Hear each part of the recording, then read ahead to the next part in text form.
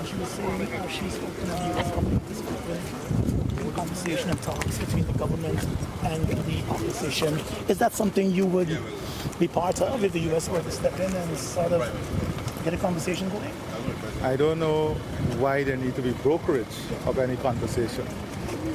I don't know that I need someone to broker a conversation with the opposition. We are a country here, and we have responsibility.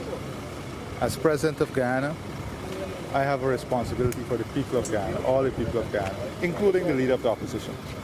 And I take the responsibility for all the people of Guyana, including the leader of the opposition, very seriously. I will continue to fulfill my mandate as is expected of me, in line with the Constitution and the rule of law. That you can be guaranteed of. Whatever it requires of me in the execution of my duty to fulfill my responsibility in keeping with the Constitution, my lifeblood would ensure that occurs. My engagement with the people of Guyana does not rest in an individual or in an office. My engagement with the opposition is with every single person. And you know what is funny? Many members of the opposition will call me on a daily basis and will engage in very meaningful discussion.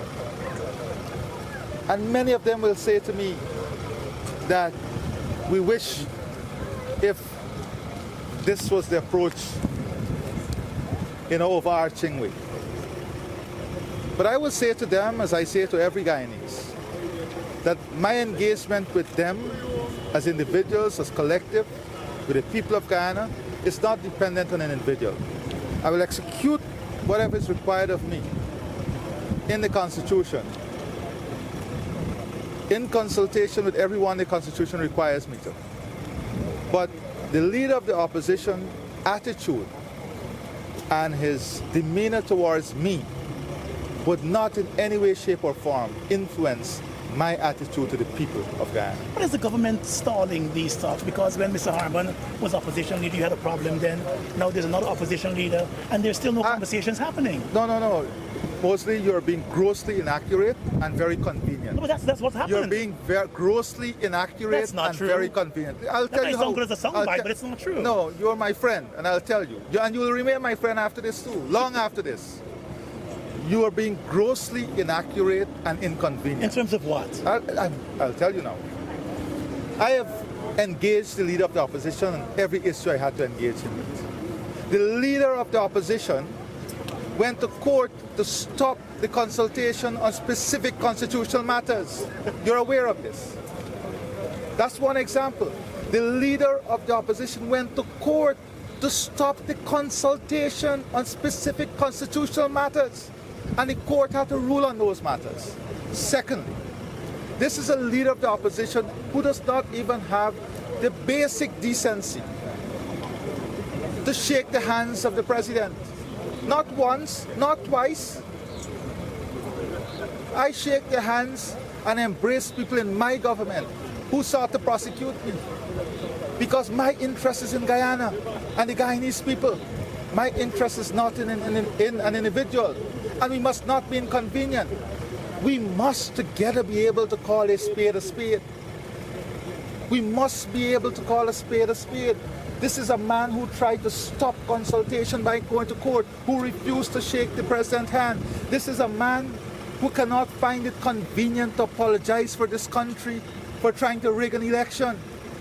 This is a man that was part of a process that tried to derail democracy and put our country in a very, very negative light globally. And here is a president who is working to regain international trust and position our country to be one of the leaders in the world.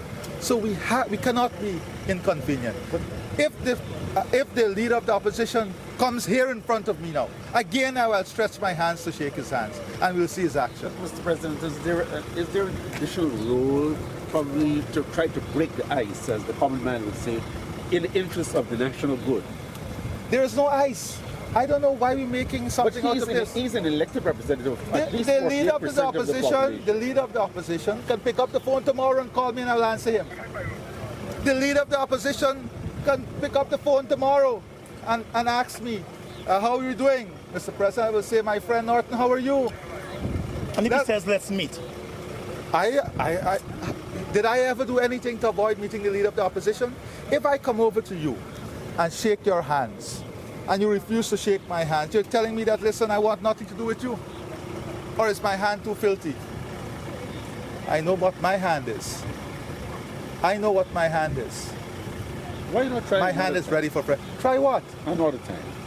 Try another reach out time what? to To him. shake his hands? To formally write them and invite them to No, I talk. don't have to formally write someone to talk to them. I talk to every single guy in As here. the elected representative. Oh, he doesn't have a 48%. responsibility. He doesn't have a responsibility. I just said to you, the leader of the opposition can pick up the phone tomorrow and call me, and I will speak to him. And you're now putting back that burden on me again. I tried twice to shake the man's hands and he refused. Now you're telling me I must try again. Why he can't try? No, because it's inconvenient for a narrative for him to try. The convenient narrative is that the president is not meeting.